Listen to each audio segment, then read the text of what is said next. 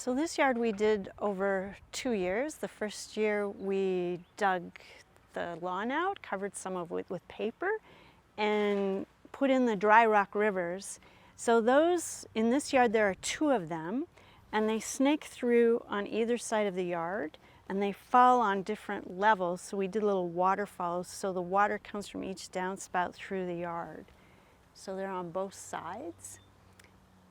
We did, like most of our eco yards, planted a lot of low ground covers that are easy to maintain and they bloom at different times. And then some taller perennials. So one of the challenges with this yard is that it's very sunny in part of the yard, this part of the yard, and up there. But many parts of the yard, like under the tree and near the house, are very shady. So we had to have different kinds of plants. And they all seem to be thriving. So I'd like to point out a few of the plants.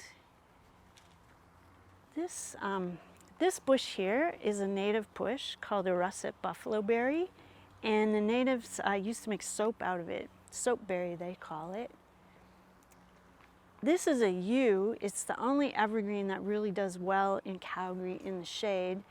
And you can see it's really, really healthy here.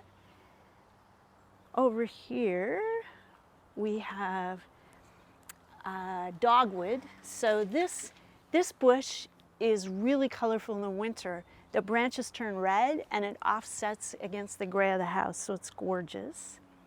Under the dogwood, there's a spreading ground cover that's usually used in annual hanging baskets, but it totally spreads out. In the sun here, we have different kind of pink flowers.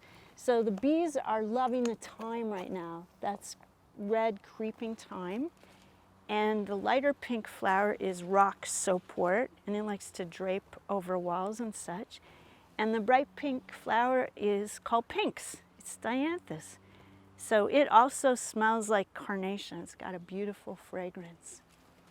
So over here, we have a yellow twig willow. So it's a native bush, and in this case we do prune it on a regular basis for our client, but it helps block the view from the neighbor's door.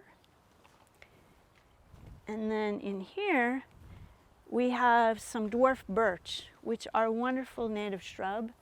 They have a tiny touch of birch leaf minor on it, but they're healthy, so they'll be fine. And then behind them, so you can walk on all these ground covers, is another native shrub called powder face willow. So we love that one. It's silvery, and wildlife like it too. When it's young, the rabbits feed on it. We have to put chicken wire around it for a couple years, but then you get the nice reward of how beautiful it looks afterwards. So we also have some blue fescue grasses, tiny grasses that grow up. And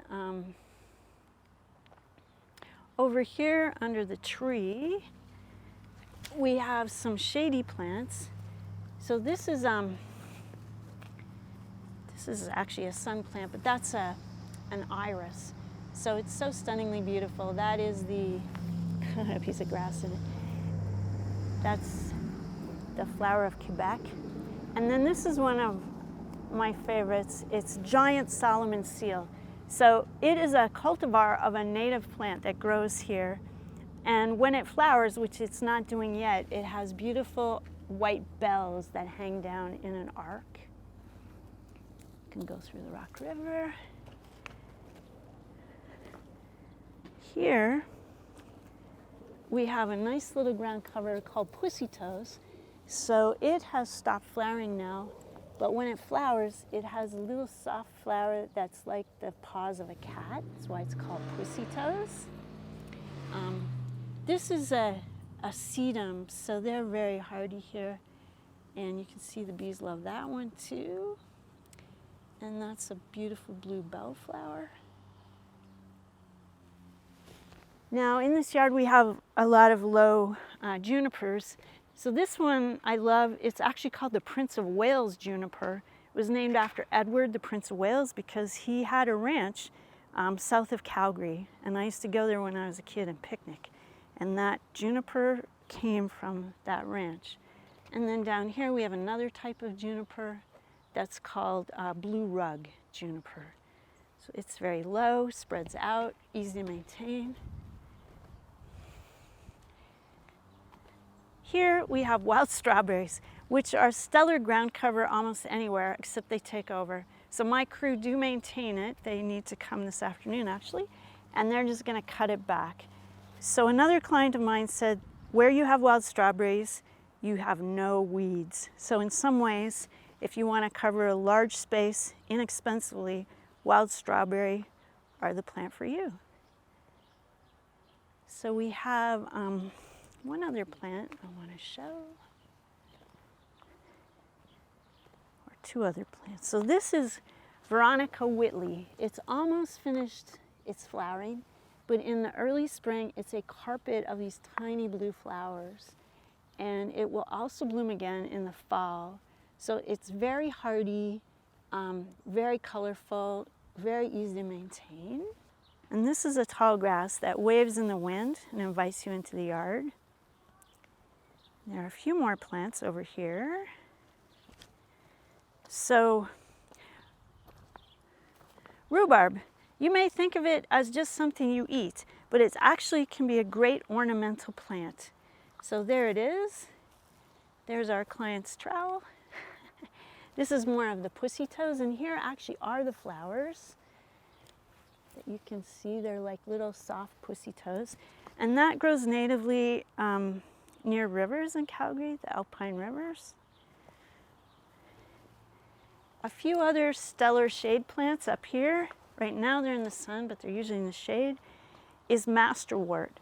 So masterwort will grow in the sun or the shade. It's very hardy, and I think it's beautiful. We have more of the giant Solomon seal that I showed under the tree that arcs and has the white bells.